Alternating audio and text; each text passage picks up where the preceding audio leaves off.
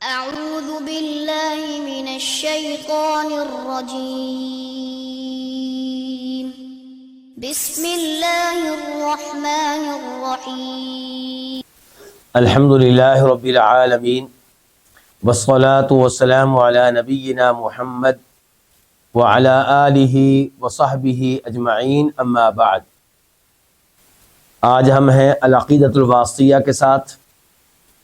یہ عقیدہ کی کتاب ہے، بہت ہی اہمیت کی حامل ہے۔ اس میں عقیدہ کے بہت سے مسائل کا تذکرہ کیا گیا ہے، اور خصوصی طور پہ توجہ دی ہے کتاب کے مؤلف شیخ الاسلام ابن تیمیہ رحمہ اللہ نے اللہ کی صفات پہ، اللہ تعالیٰ کے ناموں پہ۔ اور آج کل جو درس ہم پڑھ رہے ہیں ان میں وہ آیات ذکر کی جا رہی ہیں جن آیات میں تذکرہ ہے اللہ رب العزت کی صفات کا۔ یہ آیات پڑھنے سے معلوم ہوتا ہے کہ قرآن کریم اللہ کی صفات سے بھرا پڑا ہے۔ اگر ہم تعویلیں کریں گے، ان کا معنی تبدیل کرنے کی کوشش کریں گے، تحریف سے کام لیں گے، تو قرآن کریم کے بہت سے حصے کی تعویل کرنا پڑے گی، بہت سے حصے کا معنی تبدیل کرنا پڑے گا، تو یہ بڑی افسوسناک صورتحال ہوگی۔ اس لیے انسان کو چاہیے کہ اللہ رب العزت نے جو کچھ کہا ہے اس کو مان لے، اس کی تعویلیں کرنے سے گریز کرے، تحریف سے بچے۔ چنانچہ آج جو آیات ہم پڑھیں گے ان میں تذکرہ ہے اللہ رب العزت کی صفت محبت کا، یعنی کہ اللہ تعالیٰ محبت کرنے والے ہیں، ہر ایک سے نہیں، کئی لوگوں سے اللہ تعالیٰ محبت کرتے ہیں۔ کن کن سے محبت کرتے ہیں انہی کا تذکرہ آج کے درس میں ہوگا۔ اور شیخ الاسلام اللہ تعالیٰ کی محبت کو ثابت کرنے کے لیے ایک آیت لے کر نہیں آئے، کئی آیات لے کر آئے ہیں، یہ بتانے کے لیے کہ اللہ کی صفت محبت کو اس کی حقیقت پہ محمول کیا جائے، اس کے ظاہر پہ محمول کیا جائے، اور اس کی تعویل سے بچا جائے۔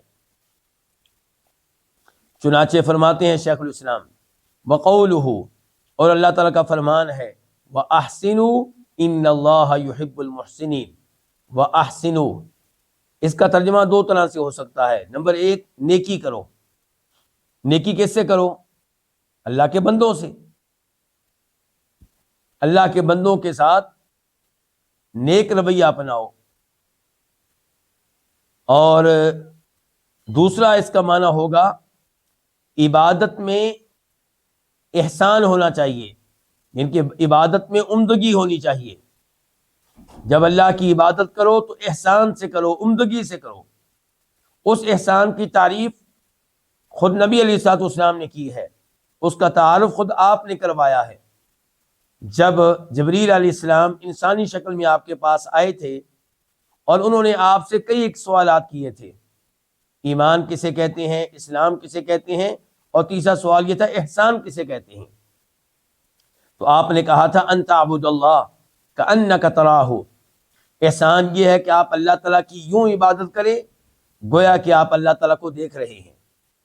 اللہ تعالیٰ کو دنیا میں دیکھنا ممکن نہیں ہے، لیکن عبادت کا انداز ایسا ہونا چاہیے گویا کہ آپ اللہ تعالیٰ کو دیکھ رہے ہیں۔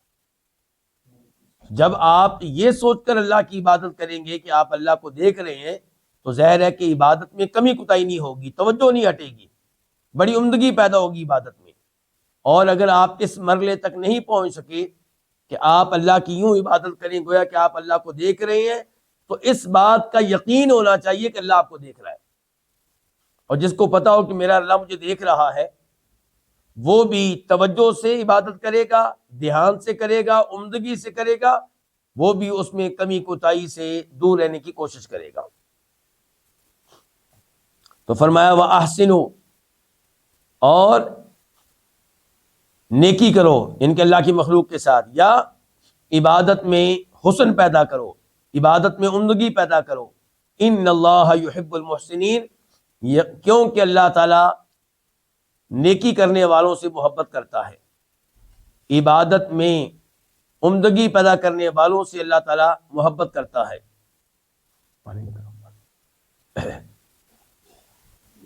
تو یہاں پہ کیا کہا گیا کہ اللہ محبت کرتا ہے، کن سے؟ محسنین سے، جو لوگوں کے ساتھ نیکی کرنے والے ہوں، احسان کا معاملہ کرنے والے ہوں، یا جو عبادت کو حسن کے ساتھ، عمدگی کے ساتھ ادا کرنے والے ہوں، ان سے اللہ محبت کرتا ہے۔ تو اس سے پتہ چلا کہ اللہ کی صفات میں سے ایک صفت یہ ہے کہ اللہ محبت کرتا ہے، اور یہ اللہ تعالیٰ کی فعلی صفت ہے، یعنی کہ اللہ جب چاہتا ہے جس سے چاہتا ہے محبت کرتا ہے۔ دوسرے نمبر پہ فرمایا، اور یہ پہلی آیت تھی سورہ بقرہ کی، آیت نمبر 195 195۔ دوسرے نمبر پہ وَأَقْسِطُوا إِنَّ اللَّهَ يُحِبُّ الْمُقْسِطِينَ، اور تم انصاف کرو، بے شک اللہ تعالیٰ انصاف کرنے والوں سے محبت کرتا ہے۔ تو یہاں پہ اللہ تعالیٰ نے یہ بتایا کہ میں محبت ان سے کرتا ہوں جو عدل و انصاف سے کام لے، اور اللہ تعالیٰ نے عدل و انصاف کرنے کا حکم بھی دیا یہاں پہ۔ اور یہ بات ذہن میں رہے کہ اللہ نے یہ نہیں کہا کہ برابری کرو، اللہ نے کہا عدل و انصاف سے کام لو۔ اسلام ہمیشہ عدل و انصاف کا حکم دیتا ہے، برابری کا حکم نہیں دیتا، کیونکہ برابری بسا اوقات عدل و انصاف کی بجائے ظلم و زیادتی پہ مشتمل ہوتی ہے۔ اسلام نے عدل و انصاف کا حکم دیا مثال کے طور پہ اولاد میں۔ اب کسی کا ایک بیٹا ہے 12 سال کا، دوسرا بیٹا ہے 5 سال کا، تیسرا بیٹا ہے 2 سال کا، تو کیا ان کے درمیان برابری کی جائے گی؟ اب یعنی کہ 12 سال والے کو مثال کے طور پہ کھانے میں 2 عدد روٹیاں دی جائیں گی، تو جو 2 سال کا اس کو بھی 2 روٹیاں دی جائیں گی، اور جو 2 سال کے بچے کو اگر پینے کے لیے دودھ دیا جائے گا تو 12 سال کے بچے کو بھی دودھ دینا ضروری ہوگا؟ نہیں، برابری نہیں، عدل و انصاف۔ عدل و انصاف کا مطلب یہ ہے کہ جس کا جو حق بنتا ہے وہ اس کو دیا جائے۔ 5 سال کے بچے کو اسکول جاتے ہوئے مثال کے طور پہ روزانہ کی بنیاد پہ 100 روپیہ دیا جائے گا، تو 12 سال کی عمر والے بچے کو جو کالج میں جا رہا ہے، یونیورسٹی میں جا رہا ہے، اسے ہو سکتا ہے روزانہ کی بنیاد پہ 200 روپیہ دینا پڑے، 500 روپیہ دینا پڑے۔ تو اللہ نے پہلی آیت میں بتایا میں محبت کرتا ہوں احسان کرنے والوں سے، اور دوسری آیت میں بتایا کہ میں محبت کرتا ہوں عدل و انصاف کرنے والوں سے۔ اس کے بعد دوسری آیت تھی سورہ حجرات کی، آیت نمبر 9 اور تیسری آیت سورہ توبہ آیت نمبر 7 فَمَا اسْتَقَامُوا لَكُمْ فَاسْتَقِيمُوا لَهُمْ إِنَّ اللَّهَ يُحِبُّ الْمُتَّقِينَ۔ جب تک وہ تمہارے لیے اپنے عہد پہ قائم رہے، تم بھی ان کے لیے عہد پہ قائم رہو۔ یہ کس چیز کا تذکرہ ہو رہا ہے؟ آپ لوگوں کو یہ بات معلوم ہے کہ 6 ہجری میں نبی علیہ الصلوۃ والسلام مکہ گئے تھے کیا کرنے کے لیے؟ عمرہ کرنے کے لیے، اور آپ کے ساتھ کتنے صحابہ کرام تھے؟ 1400۔ لیکن اس زمانے میں مسلمانوں کے درمیان اور اہل مکہ کے مابین لڑائی تھی، جنگ کی صورتحال تھی، اس لیے آپ فوری طور پہ مکہ میں داخل نہیں ہوئے، بلکہ مکہ سے پہلے مقام حدیبیہ پہ ٹھہرے اور سفیر بنا کر جناب عثمان کو بھیجا مکہ والوں کے پاس کہ آپ ان سے بات چیت کریں، ان کو بتائیں کہ ہم عمرے کے لیے آئے ہیں، لڑنے کے لیے نہیں آئے، اور اللہ کے گھر پہ سب کا حق ہے، ہمیں عمرہ کرنے دیا جائے، طواف کرنے دیا جائے۔ لیکن مکہ والوں نے اس چیز کو اپنی انا کا مسئلہ بنا لیا، ضد کا مسئلہ بنا لیا، انہوں نے اجازت نہیں دی، اور پھر مسلمانوں کے مابین معاہدہ ہوا، صلح ہوئی کہ اتنے سال تک 10 سال تک آپس میں لڑائی نہیں ہوگی، اور اس میں دیگر شرائط بھی رکھی گئی۔ پھر اس معاہدے کو توڑا کنہوں نے؟ اہل مکہ نے۔ تو مسلمانوں نے 8 ہجری کو مکہ فتح کر لیا اور مکہ پہ مسلمانوں کا قبضہ ہو گیا۔ لیکن اس معاہدے میں کئی اور لوگ بھی شریک ہوئے تھے، کچھ مسلمانوں کے ساتھ شامل ہو گئے تھے اور کچھ مکہ والوں کا حصہ بن گئے تھے۔ تو اس تمام صورتحال میں اللہ تعالیٰ کہہ رہے ہیں فَمَا اسْتَقَامُوا لَكُمْ، بس جب تک وہ اچھی طرح قائم رہیں تمہارے لیے، کس پہ؟ اپنے عہد پہ، فَاسْتَقِيمُوا لَهُمْ، تم بھی اچھی طرح قائم رہو ان کے لیے عہد پہ۔ جب تک وہ عہد کی پاسداری کرے تم بھی عہد کی پاسداری کرو۔ اس سے آپ اندازہ لگا سکتے ہیں دین اسلام کتنا صاف ستھرا دین ہے۔ اسلام نے یہاں تک کہا ہے کہ اگر کوئی قوم ایسی ہے، قبیلہ ایسا ہے، ملک ایسا ہے جن کے ساتھ معاہدہ کیا لیکن آپ کو لگتا ہے کہ وہ معاہدے کی خلاف ورزی کریں گے، تو آپ کیا کریں، پہلے سے ان کو بتا دیں کہ ہمارا تمہارا معاہدہ ختم ہو رہا ہے۔ وَإِمَّا تَخَافَنَّ مِن قَوْمٍ خِيَانَةً فَانبِذْ إِلَيْهِمْ عَلَىٰ سَوَاءٍ، برابری کی بنیاد پہ معاہدہ توڑنے کا اعلان کریں۔ ان اللہ لا يحب الخائنین، کیونکہ خیانت کرنے والوں سے اللہ محبت نہیں کرتا۔ یعنی کہ اگر تم پہلے سے معاہدہ توڑنے کا اعلان کیے بغیر اچانک ان پہ حملہ کرو گے تو یہ خیانت ہے، اور اللہ تعالیٰ مومن بندوں سے کہہ رہا ہے کہ یہ خیانت کرو گے تو اللہ تعالیٰ خیانت کرنے والوں سے محبت نہیں کرتا۔ اور اگر کوئی فریق معاہدہ توڑ دے تو اس کے بارے میں اللہ نے کہا وَإِن نَكَثُوا أَيْمَانَهُم مِّن بَعْدِ عَهْدِهِمْ وَطَعَنُوا فِي دِينِكُمْ فَقَاتِلُوا أَئِمَّةَ الْكُفْرِ، کہ اگر وہ اپنے قسمیں توڑ دیں، معاہدے توڑ دیں اور تمہارے دین پہ طعن و تشنیع کریں تو پھر ان کفر کے سرداروں سے لڑو۔ اگر وہ پہل کریں معاہدہ توڑنے کی پھر لڑائی کی جائے گی۔ اگر ڈر محسوس ہو رہا ہے تو پھر مسلمانوں کو چاہیے کہ معاہدہ توڑنے کا اعلان کریں، بعد میں لڑیں۔ اور اگر وہ معاہدہ نہیں توڑتے، معاہدے پہ قائم ہے، تو پھر مسلمان بھی معاہدے کی پاسداری کریں۔ فرمایا ان اللہ یحب المتقین، بے شک اللہ تعالیٰ محبت کرتا ہے متقین سے، تقوی اختیار کرنے والوں سے۔ تقوی کا معنی وسیع ہے، وہ بعد میں ذکر کروں گا، لیکن یہاں پہ تقوی سے پہلے نمبر پہ کون سا معنی مراد ہے؟ جی، معاہدہ توڑنے سے بچنا، معاہدہ توڑنے سے بچنا۔ تقوی کا پہلا معنی یہاں پہ یہ ہے، ورنہ تقوی اس کا معنی ہوگا کہ جو بھی اللہ نے حکم دیا ہے اس کو ماننا، اور جس چیز سے اللہ نے روکا اس سے دور رہنا، تاکہ آپ جہنم کی آگ سے بچ سکیں، کیونکہ وقا یقی بچنے کو کہتے ہیں۔ تو پہلی ایسے ثابت ہوا اللہ احسان کرنے والوں سے محبت کرتا ہے، دوسری ایسے ثابت ہوا اللہ عدل و انصاف کرنے والوں سے محبت کرتا ہے، اور تیسری ایسے ثابت ہوا کہ اللہ تقوی کرنے والوں کو، تقوی اختیار کرنے والوں سے محبت کرتا ہے۔ چوتھے نمبر پہ فرمایا ان اللہ یحب التوابین ویحب المتطہرین۔ یہ آیت ہے سورہ بقرہ کی، آیت نمبر 222 22۔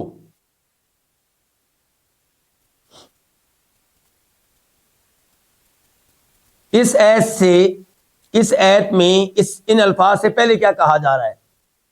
اللہ تعالیٰ کہہ رہے ہیں کہ حیض کی حالت میں عورتوں سے دور رہا جائے، ان سے تعلق قائم نہ کیا جائے، یعنی کہ آخری درجے کا تعلق، ورنہ ابتدائی درجے کا تعلق اس حالت میں جائز ہے، درست ہے، اس میں کوئی حرج نہیں ہے۔ اور اللہ تعالیٰ نے کہا حیض ایک گندگی ہے، تو اس لیے اس حالت میں عورت سے آخری قسم کا تعلق قائم نہ کیا جائے۔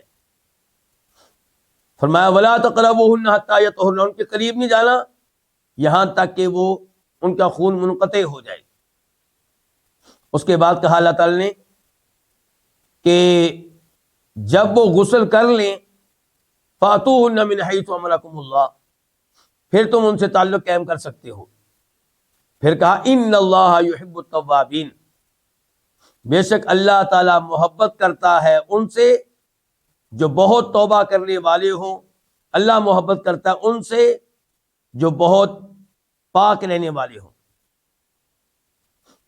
توبہ کرنے والوں سے اللہ محبت کرتا ہے، اس کا کیا تعلق ہے پچھلے الفاظ سے؟ جی، یعنی کہ اگر کوئی ان ایام میں اپنی وائف سے آخری درجے کا تعلق قائم کرنے کی کر بیٹھے تو اس کو چاہیے اللہ سے توبہ کرے، اللہ سے معافیاں مانگے۔ اگر وہ توبہ کرے گا تو اللہ تعالیٰ توبہ کرنے والوں سے محبت کرتا ہے۔ اللہ کن سے محبت کرتا ہے؟ توبہ کرنے والوں سے۔ ذرا ان الفاظ پہ غور کیجیے گا۔ ایک تو انبیاء کرام علیہ السلام کے لحاظ سے غور کیجیے گا کہ امام ابن تیمیہ رحمہ اللہ اسی لیے کہتے ہیں کہ آدم علیہ السلام نے جب تک درخت کا پھل نہیں چکھا تھا تب تک انہوں نے توبہ بھی نہیں کی۔ توبہ کس بات سے کرتے؟ جب غلطی نہیں کی۔ اور جب انہوں نے اس درخت کا پھل چکھ لیا جسے منع کیا گیا تھا، اب وہ شرمندہ ہیں، اب وہ نادم ہیں، اب وہ اللہ کے سامنے رو رہے ہیں، اب اللہ کے سامنے گڑ گڑا رہے ہیں، اب کثرت سے یہ کہہ رہے ہیں کہ ربنا ظلمنا انفسنا وان لم تغفر لنا وترحمنا لنکونن من الخاسرین۔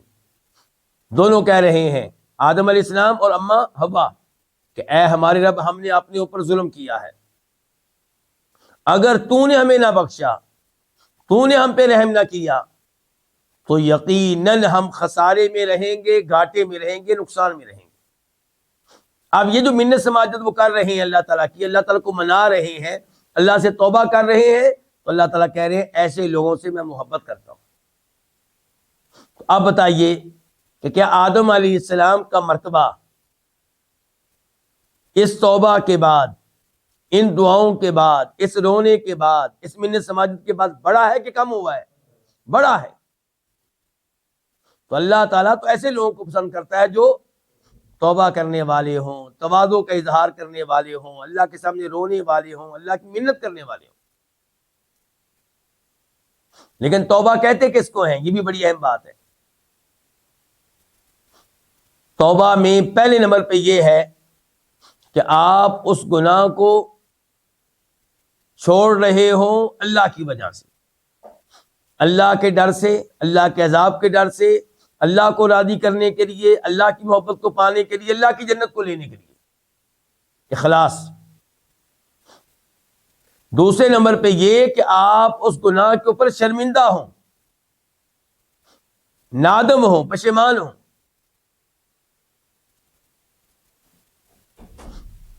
آج ہمارے کئی بھائی، یرحمک اللہ، آج ہمارے کئی بھائی گناہ سے توبہ کرنے کا دعویٰ کرتے ہیں لیکن توبہ ہوتی نہیں ہے۔ کیوں؟ کیونکہ لوگوں کو بار بار وہ گناہ بتا رہے ہوتے ہیں فخریہ انداز میں۔ کس انداز میں؟ فخریہ انداز میں، بلکہ دھمکی دینے کے انداز میں، کہ بھائی میں پہلے 3 بندے قتل کر چکا ہوں، میں پہلے 3 بندے قتل کر چکا ہوں، تو اس لیے ذرا دھیان سے چلو میرے ساتھ۔ تو کیا یہ نادم ہے؟ یہ تو نادم نہیں ہے، یہ تو دھمکیاں دے رہا ہے۔ تو توبہ میں کیا ہے؟ نمبر 1 توبہ میں کیا ہے؟ اخلاص۔ نمبر 2 کیا؟ ندامت، پشیمانی، اظہار افسوس۔ تیسرے نمبر پہ یہ وعدہ کہ اللہ آئندہ میں اس گناہ کے قریب نہیں جاؤں گا۔ اور چوتھے نمبر پہ یہ بات بھی ذہن میں رہے کہ یہ توبہ کی جا رہی ہو توبہ کے وقت میں، جب موت کا فرشتہ پہنچ جائے اب توبہ کا کوئی فائدہ نہیں۔ توبہ وقت پہ کی جائے۔ ہم میں سے بہت سارے توبہ کرنا چاہتے ہیں لیکن انتظار کر رہے ہیں کس کا؟ بڑھاپے کا۔ اور یہ معلوم نہیں ہے کہ بڑھاپے تک پہنچنا بھی ہے کہ نہیں۔ اور مزے کی بات یہ کہ جو بڑھاپے میں پہنچ چکے ہیں وہ بھی توبہ نہیں کر رہے، انہیں میں بھی انتظار ہے کہ موقع ملے گا، میں اچانک موت نہیں آئے گی، پہلے ہمیں بتایا جائے گا، جبکہ کچھ پتہ نہیں۔ تو یہ ہے کہ اللہ تعالیٰ محبت کرتا ہے کن سے؟ پھر کثرت سے توبہ کرنے والوں سے۔ اسی لیے نبی علیہ الصلوۃ والسلام ایک مجلس میں 70 بار توبہ استغفار کر لیا کرتے تھے۔ استغفار آپ کرتے تھے ایک ہی مجلس میں 70 بار، کیونکہ اللہ تعالیٰ ان سے محبت کرتا ہے توبہ استغفار کرنے والے۔ وَيُحِبُّ الْمُتَطَهِّرِينَ، اور اللہ محبت کرتا ہے کن سے؟ بہت پاک رہنے والوں سے. اچھا اس کا کیا تعلق ہے پچھلی گفتگو سے؟ یعنی کہ حیض کے بارے میں بتا دیا کیا وہ گندگی ہے، تو اس گندگی میں بیگم سے آخری درجے کا تعلق قائم کرنا یہ کیا ہے؟ یہ پلید چیزوں کے پاس جانا ہے، یہ گندگی کے پاس جانا ہے. اور اللہ ان سے محبت کرتا ہے جو گندگی سے دور رہیں، پلید چیزوں سے دور رہیں. تو اس میں یہ بھی سبق ہے میرے لیے اور آپ کے لیے کہ کوئی ہمیں دیکھے نہ دیکھے، ہمیں اپنی طہارت کا اہتمام کرنا چاہیے. افسوس ہوتا ہے جب ہم اپنے کئی مسلمان بھائیوں کو نماز کی دعوت دیتے ہیں. مثال کے طور پہ ہم نماز کے لیے جا رہے ہوتے ہیں تو ان کو کہتے ہیں آؤ بھی نماز کے لیے، جی میرے کپڑے پلید ہیں، میرے کپڑے خراب ہیں. تمہارے کپڑے کیوں پلید ہیں؟ نماز پڑھنے کا معاملہ چلو بعد میں طے کریں گے، خراب کپڑے پہن کے تم کیوں پھر رہے ہو؟ اللہ تعالیٰ تو ان سے محبت کرتا ہے جو پلید چیزوں سے دور رہے، اور تمہارے کپڑے پلید ہیں، تم نے کیوں پہنے ہوئے، تبدیل کیوں نہیں کر رہے؟ یا جتنے کپڑوں کے جس حصے پہ پلید شے لگی ہے، پیشاب کے قطرے گرے ہیں، ان کو صاف کیوں نہیں کر رہے ہو؟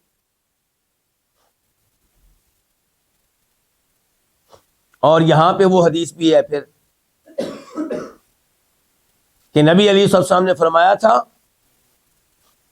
کہ یہ دو قبریں جو ہیں ان میں جو مدفون ہیں ان کو قبر میں عذاب ہو رہا ہے، اور فرمایا جس جرم کی وجہ سے عذاب ہو رہا ہے اس سے بچنا کچھ مشکل نہیں تھا. ان میں سے ایک چغلی کرتا تھا. اب چغلی کرنے کی کوئی مجبوری ہوتی ہے؟ یہ تو خواہ مخواہ پنگا لینے والی بات ہے. ایک آدمی نے کسی کے خلاف کوئی بات کر دی، اس کو نہیں کرنی چاہیے تھی. آپ کو اچھا نہیں لگا، آپ اس کو سمجھائیں، اس کو روکیں، لیکن آپ میں یہ ضرورت نہیں ہے کہ اس کو روکیں. البتہ اس کو جا کر رپورٹ دے رہے ہیں جس کے خلاف بات ہوئی ہے. اس کو کہتے ہیں چغلی. تو ایک چغلی کرتا تھا اس لیے اسے قبر میں عذاب ہو رہا تھا، اور ایک فرمایا اس لیے کہ وہ پیشاب کے قطروں سے اجتناب نہیں کرتا تھا، بچتا نہیں تھا. یعنی کہ پیشاب کے قطرے جسم پہ لگ رہے ہیں، کپڑوں پہ لگ رہے ہیں، کوئی بچنے کی کوشش نہیں کرتا، لگ گئے تو دھونے کی کوشش نہیں کرتا، صاف کرنے کی کوشش نہیں کرتا. تو اس وجہ سے فرمایا قبر میں کیا ہو رہا ہے؟ عذاب ہو رہا ہے.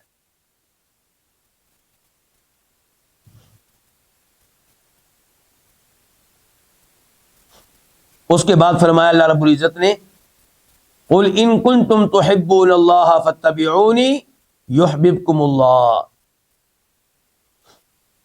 اگر تم اللہ تعالیٰ سے محبت کرتے ہو، اللہ تعالیٰ نے اس سے پہلے کہا قل کہ اے نبی علیہ السلام آپ ان لوگوں سے کہہ دیں،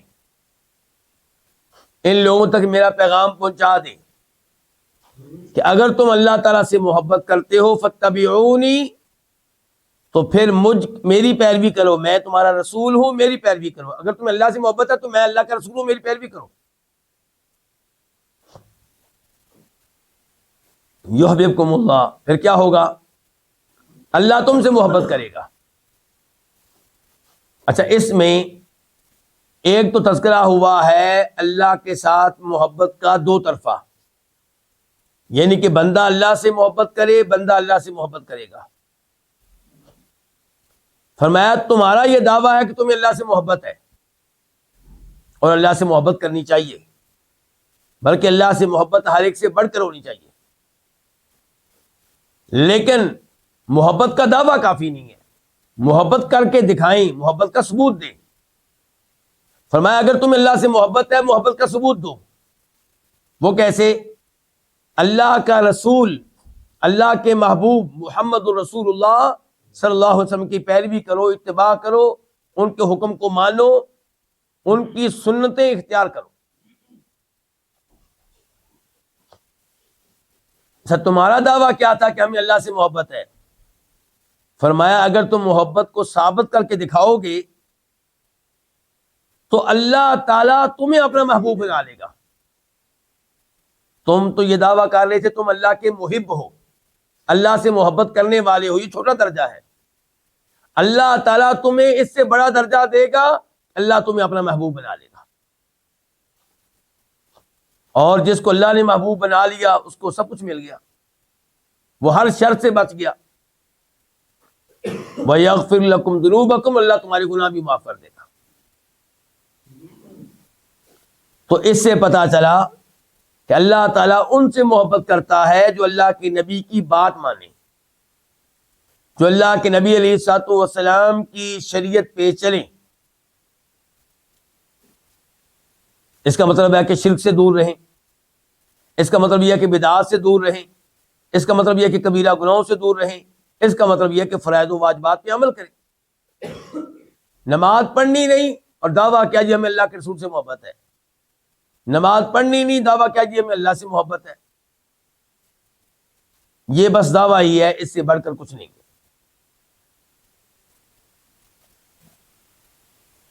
یہ تھی سورہ آل عمران آیت نمبر 31 پھر اللہ تعالی نے کہا سورہ مائدہ میں آیت نمبر 54 میں 54، فَسَوْفَ يَأْتِ اللَّهُ بِقَوْمٍ يُحِبُّهُمْ وَيُحِبُّونَهُ۔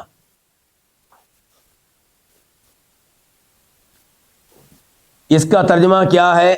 اس کے لیے ان الفاظ پہ غور کرنا پڑے گا جو ان سے پہلے آئے ہیں اسی آیت میں۔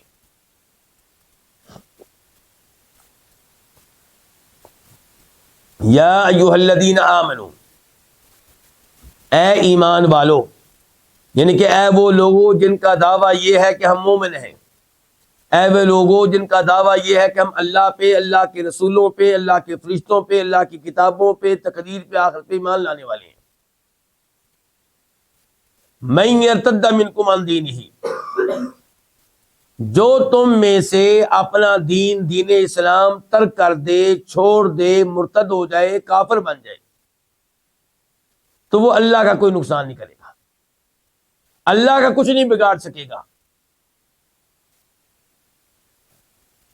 کیوں؟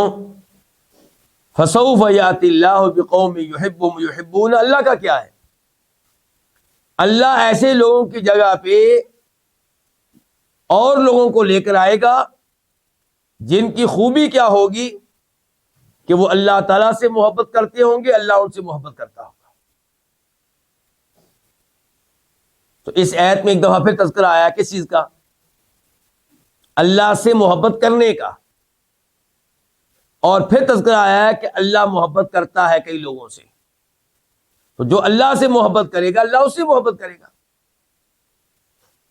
جو اللہ سے محبت کرے ہر ایک سے بڑھ کر تو اللہ اس سے محبت کرے گا۔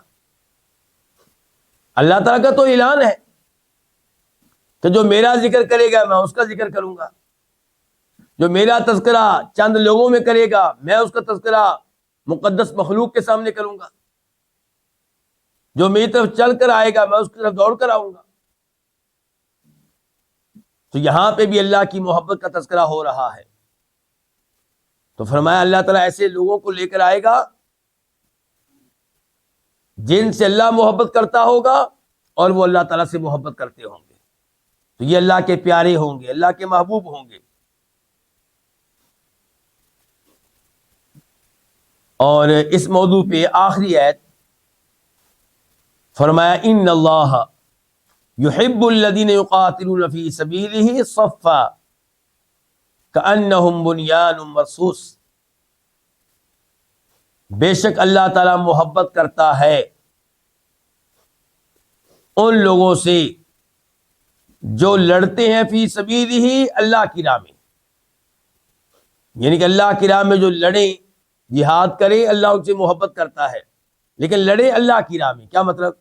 اللہ کو راضی کرنے کے لیے، اللہ کو خوش کرنے کے لیے، مال کی خاطر نہیں، اپنے کسی اور دنیاوی مفاد کی خاطر نہیں۔ فرمایا صفن، وہ لڑے صف کی شکل میں، ترتیب سے، کأنہم بنیان مرصوص، صف ایسی ہو، صف یوں ہو گویا کہ وہ ایسی عمارت ہے، ایسی بلڈنگ ہے مرصوص جس میں سیسا ڈالا گیا ہے۔ آپ تصور کر لیں آج کل کی جو بلڈنگیں بنتی ہیں اینٹ کے ساتھ اینٹ رکھتے ہیں, بیچ میں کیا رکھتے ہیں؟ سیمنٹ رکھتے ہیں. تو اس سے کیا ہوتا ہے, اینٹ کے ساتھ اچھی طرح جڑ جاتی ہے, کوئی سوراخ نہیں رہتا, کوئی کمی نہیں رہتی, کوئی کمزوری نہیں رہتی. تو یہی صورتحال ہے شیشے کی. تو فرمایا جو اللہ محبت کرتا ہے ان لوگوں سے جو اللہ کے راستے میں صف بنا کے لڑے, اور صف ان کی یوں ہو, مضبوطی سے یوں کھڑے ہو دشمن کے سامنے, گویا کہ وہ ایسی بلڈنگ ہے, ایسی عمارت ہے جس میں شیشہ ڈالا گیا ہو. تو یہاں پہ بھی اللہ تعالیٰ کی محبت کا تذکرہ ہے.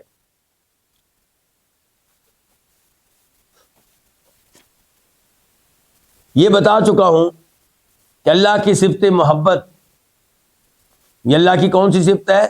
فعلی, یعنی کہ اللہ جس سے چاہتا ہے جب چاہتا ہے محبت کرتا ہے. اور یہ پتہ چل گیا کہ اللہ ہر ایک سے محبت نہیں کرتا. اللہ کئی شخصیات سے محبت کرتا ہے. کون سی شخصیات؟ توبہ کرنے والے, عبادت عمدگی سے کرنے والے, عدل و انصاف کرنے والے, اور اللہ کے نبی کی پیروی کرنے والے, اطاعت کرنے والے صلی اللہ علیہ وسلم, اور اللہ کی راہ میں لڑنے والے, اللہ کو خوش کرنے کے لیے لڑنے والے. تو اللہ ایسے لوگوں سے محبت کرتا ہے. اور ایسے ہی اللہ تعالیٰ کئی اعمال سے محبت کرتا ہے. وہ اعمال بھی یہی عبادت عمدگی سے کرنا, یہ عمل, لوگوں کے ساتھ حسن سلوک کرنا, یہ عمل, عدل و انصاف کرنا, یہ والا عمل, تقوی اختیار کرنا, یہ عمل, توبہ کثرت سے کرنا, بہت زیادہ طہارت کا اہتمام کرنا, پلیت چیزوں سے دور رہنا, اللہ کے نبی کی اتباع کرنا, اور اللہ کی راہ میں اخلاص سے لڑنا. تو یہ وہ اعمال ہیں جن سے اللہ محبت کرتا ہے. اچھا, ہم نے تو اللہ کی صفت محبت کو مان لیا, کیونکہ ہم الحمدللہ سادہ لوگ ہیں, جو اللہ کہہ دے مان لیتے ہیں, جو اللہ کہہ دے ہم آسانی سے مان جاتے ہیں. لیکن ہمارے کئی کلمہ پڑھنے والے بھائی نہیں آسانی سے مانتے. وہ پہلے تحقیق کرتے ہیں, پڑتال کرتے ہیں, سوچتے ہیں کہ کون سی اللہ کی بات نعوذ باللہ ماننے والی ہے, کون سی نہیں ماننے والی. وہ الفاظ یہ ادا نہیں کرتے, الفاظ میرے ہیں, سخت الفاظ ہیں, لیکن ان کا طرز عمل یہی ہے. یعنی کہ اللہ تعالیٰ کہے کہ میں رحمت کرتا ہوں تو اس کو بھی نہیں مانتے, اس کی تعویلیں کرتے ہیں. اللہ کہے میں محبت کرتا ہوں, اس کو بھی نہیں مانتے, اس کی بھی تعویلیں کرتے ہیں. اللہ کہے میرے ہاتھ ہیں, اس کو بھی نہیں مانتے, اس کی بھی تعویلیں کرتے ہیں. اللہ کہے میری آنکھیں ہیں, ان کو بھی نہیں مانتے, ان کی بھی تعویلیں کرتے ہیں. اللہ کے چہرے کو نہیں مانتے, اس کی بھی تعویل کرتے ہیں. ہر جگہ اپنی عقل کو نقل پہ, عقل کو قرآن و حدیث کی نصوص پہ فوقیت دیتے ہیں, ترجیح دیتے ہیں. تو آئیے اب یہاں پہ چلتے ہیں کن کی طرف؟ اشاعرہ کی طرف. اشاعرہ کیا کہتے ہیں؟ اشاعرہ کا پہلے بھی تذکرہ ہو چکا ہے. اشاعرہ نسبت ہے کن کی طرف؟ ان کی طرف جو اپنے آپ کو منسوب کرتے ہیں اور یہ دعویٰ کرتے ہیں کہ ہم ابو الحسن الاشعری کو ماننے والے ہیں, ان کے عقیدے پہ ہیں. یہ ایسے ہی ہے جیسے پاکستان انڈیا میں کئی لوگ دعویٰ کرتے ہیں کہ ہم شیخ عبدالقادر جیلانی رحمہ اللہ کو ماننے والے ہیں. کیا واقعی ان کو ماننے والے ہیں؟ نہیں, بالکل بھی نہیں. یہ جو ماننے کا دعویٰ کرنے میں آگے آگے ہے, یہ شرک و بدعات میں آگے آگے ہیں, اور شیخ صاحب کی زندگی گزری ہے شرک و بدعات سے روکتے ہوئے. تو یہی صورتحال ہے اشاعرہ کی. آپ کو بتایا جا چکا ہے کہ ابو الحسن اشعری کی زندگی کے 3 دور ہیں, 3 مرحلے ہیں. پہلے مرحلے میں وہ معتزلہ کے عقیدے پہ تھے. دوسرے مرحلے میں انہوں نے معتزلہ کا عقیدہ چھوڑ دیا اور اہل سنت اور معتزلہ کے درمیان ایک راستہ اختیار کیا. اور تیسرا مرحلہ ان کا یہ ہے کہ وہ اہل سنت, اہل الحدیث اور سلف کے عقیدے پہ آ گئے, امام احمد بن حنبل رحمہ اللہ کے عقیدے پہ آ گئے. یہ جو آخری مرحلہ ہے یہ ماننا چاہیے, اس کو نہیں مانتے. ان کی زندگی کے اس مرحلے کو مانتے ہیں جو دوسرے نمبر پہ ہے, جو معتزلہ اور اہل سنہ کے درمیان میں ہے. تو یہ ہے اشاعرہ. اب ان سے پوچھئے جی آپ اللہ کی صفت محبت کو مانتے ہیں؟ کہتے ہیں بالکل مانتے ہیں۔ کیا مطلب ہے؟ کہتے ہیں مطلب یہ ہے کہ اللہ تعالیٰ محبت کرتا ہے، یعنی کہ اللہ تعالیٰ عزت دینے کا ارادہ کرتا ہے، اجر و ثواب دینے کا ارادہ کرتا ہے، یہ ہے محبت۔ ہاں جی، آپ کی کیا رائے ہے اس بارے میں؟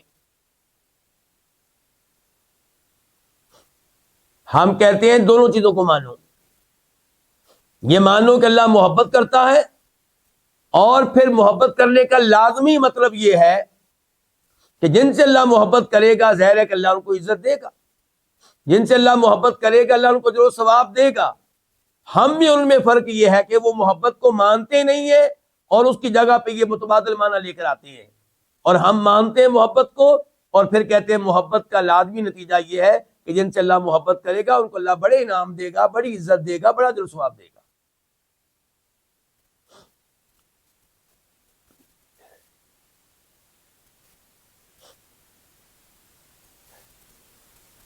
معتزلہ کے پاس آئیے، وہ کیا کہتے ہیں؟ معتزلہ کہتے ہیں محبت سے مراد ہے وہ اجر و ثواب جو اللہ تعالیٰ ان کو دے گا۔ کیا فرق ہوا پہلے گروہ میں دوسرے گروہ میں؟ اشاعرہ اور معتزلہ میں کیا فرق ہوا؟ اشاعرہ کے ہاں یہ ہے محبت کا مطلب کہ اللہ تعالیٰ ارادہ یاد رکھیں، اللہ فلاں سے محبت کرتا ہے، ان کے اللہ نے ارادہ کر لیا ہے کہ میں نے اس کو جو ثواب دینا ہے، اللہ نے ارادہ کر لیا کہ میں نے اس کو عزت دینی ہے۔ اور معتزلہ کے ہاں ارادے کا لفظ نہیں آئے گا، ان کے ہاں محبت کا مطلب کیا ہے؟ وہ اجر و ثواب جو ان کو ملے گا۔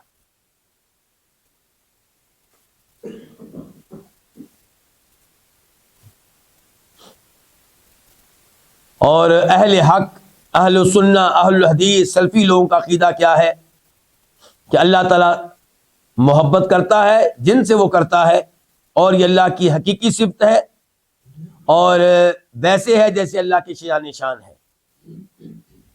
اللہ کی محبت میں وہ عیب، وہ کمزوری، وہ نقص نہیں ہے جو میری اور آپ کی محبت میں ہے۔ میں اور آپ جس سے محبت کرتے ہیں اس محبت میں کئی عیب ہوتے ہیں، اللہ تعالیٰ محبت کرتا ہے اس میں کوئی عیب نہیں ہوتا، اور اس میں کوئی تشبیہ بھی نہیں ہے، یعنی کہ ہم یہ نہیں کہیں گے کہ اللہ محبت کرتا ہے ویسے ہی جیسے انسان محبت کرتے ہیں، نہیں، اللہ محبت کرتا ہے ویسے جیسے اللہ تعالیٰ کی عظمت کے لائق ہے، جیسے اللہ تعالیٰ کے شان شان ہے۔ اور اللہ کی محبت کے بارے میں احادیث بھی موجود ہیں، اب تک جو آپ کے سامنے رکھی گئی وہ کیا تھی؟ آیات۔ اب احادیث کی طرف آ جائیں۔ مثال کے طور پہ یہ حدیث ہے جس کے راوی ہیں جناب ابو ہریرہ رضی اللہ تعالی عنہ، بخاری شریف میں بھی آئی ہے، مسلم شریف میں بھی آئی ہے۔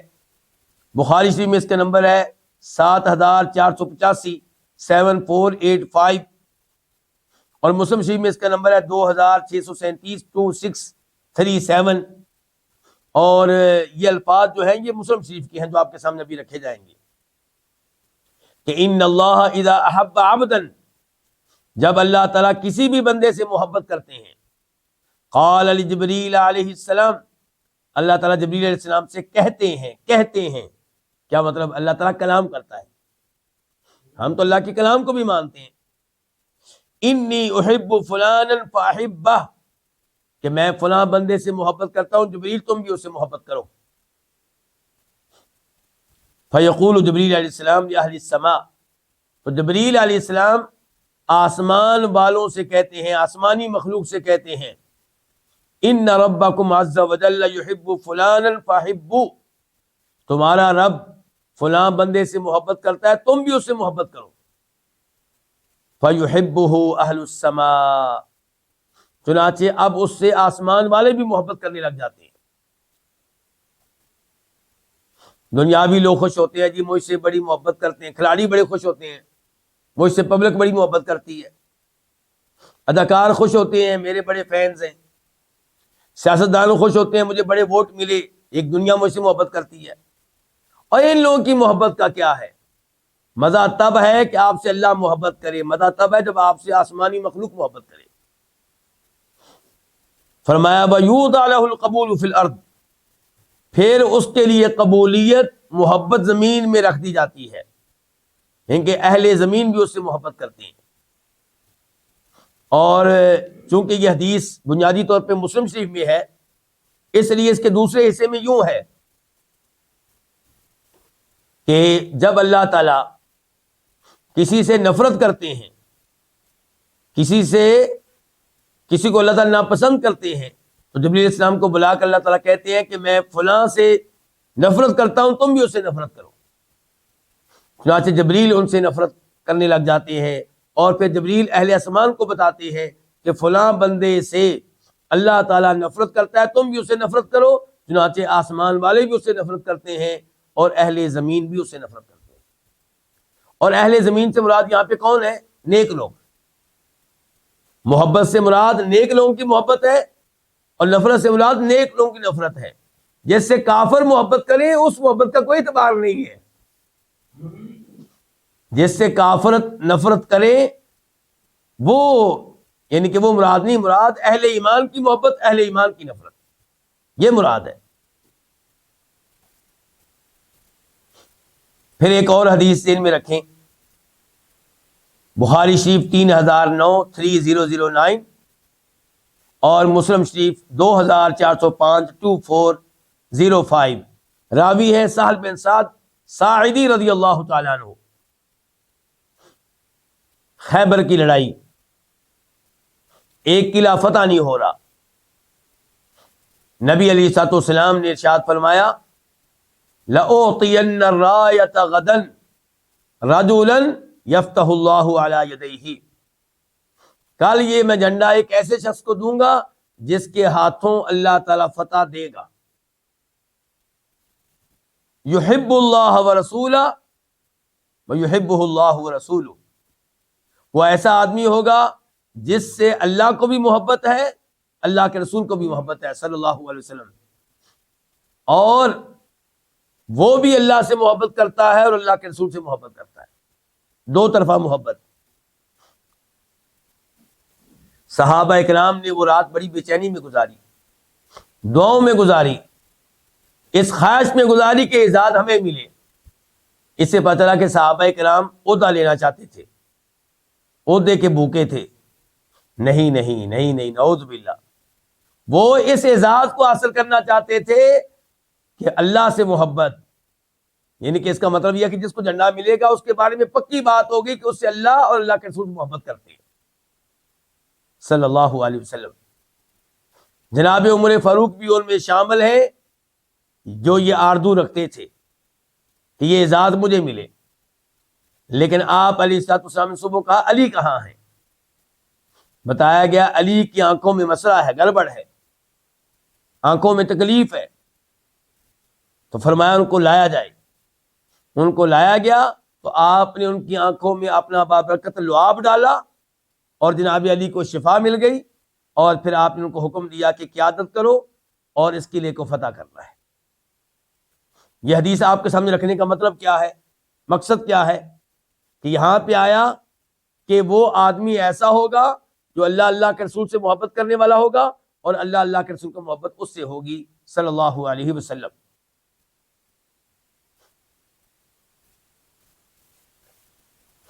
تو خلاصہ کلام یہ ہے کہ ہمیں چاہیے کہ اللہ رب العزت سے محبت کرنے والے بنیں، اور ساتھ ساتھ اپنا عقیدہ درست رکھیں۔ کیا عقیدہ؟ کہ اللہ تعالیٰ کی صفات میں سے ایک صفت یہ ہے کہ اللہ تعالیٰ کئی لوگوں سے، کئی اعمال سے محبت کرتا ہے، اور دعا کرنی چاہیے کہ اللہ تعالیٰ ہمیں ان میں شامل فرما لے جن سے اللہ محبت کرتا ہے۔ اللہ کی محبت مل گئی تو سب کچھ مل گیا، اور اللہ کی محبت نہ ملی تو کچھ نہ ملا۔ اس کے ساتھ ہی آج کے درس کا اختتام کرتے ہیں، اور ساتھ ہی ایک اعلان کرنا چاہوں گا کہ آج ہمارا آخری درس تھا، کل کتاب الفوائد کا درس نہیں ہو سکے گا۔ کیوں؟ اس لیے کہ ماہ رمضان کی مناسبت سے یہ پروگرام بنا ہے کہ انشاءاللہ قرآن کریم کی تفسیر اور ترجمے کا دورہ ہوگا، یعنی کہ انشاءاللہ اللہ مجھے بھی اخلاص دے، آپ کو بھی اخلاص دے، روزانہ ایک سپارہ اس کا ترجمہ اور مختصر سی تفسیر، مختصر سی تفسیر، تفسیر لمبی چوڑی نہیں ہوگی کیونکہ ہم نے ایک سپارہ ختم کرنا ہے۔ کتنے وقت میں؟ 2 سے 2.5 گھنٹوں میں۔ اور مجھے امید ہے کہ رمضان میں آپ قرآن کریم کو اتنا وقت تو دیں گے، کیونکہ رمضان کا مہینہ قرآن کا مہینہ ہے۔ وقت جو ہوا کرے گا وہ آج کا جو وقت تھا اس سے 2 گھنٹے بعد، 2 گھنٹے بعد یا 1.5 گھنٹہ بعد، یعنی کہ وقت آپ کو بتا دیا جائے گا، یعنی کہ آپ آج درس شروع ہوا تھا، وہ اصل میں کئی جگہ کے لوگ ہیں نا، میں اس لیے جس وقت آج درس شروع ہوا ہے اس سے 2 گھنٹے آگے چلے جائیں یا 1.5 گھنٹہ، وہ بہرحال گروپوں میں اعلان آ جائے گا انشاءاللہ۔ یہ درس زوم پہ بھی آئے گا اور فیس بک پہ بھی، اور آپ خود بھی بیٹھیں، ساتھ اپنی وائف کو بٹھائیں، اگر آپ خاتون ہیں تو آپ اپنے شوہر کو ساتھ بٹھائیں، بچوں کو ساتھ بٹھائیں، رشتہ داروں کو ترغیب دیں، لنک بھیجیں، ترغیب دیں۔ یہ سنہری موقع ہے کہ ہم پورے قرآن کریم کا ایک مرور کر لیں، مرور عربی زبان کا لفظ ہے، یعنی کہ گزر ہو جائے ہمارا، اور معلوم نہیں آئندہ سال رمضان ہم کو ملے گا یا نہیں ملے گا۔ تو اب کل کتاب الفوائد کا درس کیوں نہیں ہوگا؟ کیونکہ میری کوشش اور خواہش یہ ہوگی کہ قرآن کریم کی تفسیر کا یہ دورہ عید سے 1-2 دن پہلے ختم ہو جائے انشاءاللہ۔ عید سے 1-2 دن پہلے آپ فارغ ہو چکے ہوں تاکہ آپ مزید اللہ کی عبادت کر سکیں اس سے ہٹ کر۔ تو اس لیے انشاءاللہ یہ کل سے ہی یہ دورہ شروع کر دیا جائے گا، اور انشاءاللہ آپ لوگوں کو اعلان مل جائے گا۔ مجھے امید ہے کہ آپ سب وقت دیں گے اور دوسروں کو بھی ترغیب دیں گے۔ وصلی اللہ تعالی علی نبینا محمد وعلی آلہ وصحبہ اجمعین۔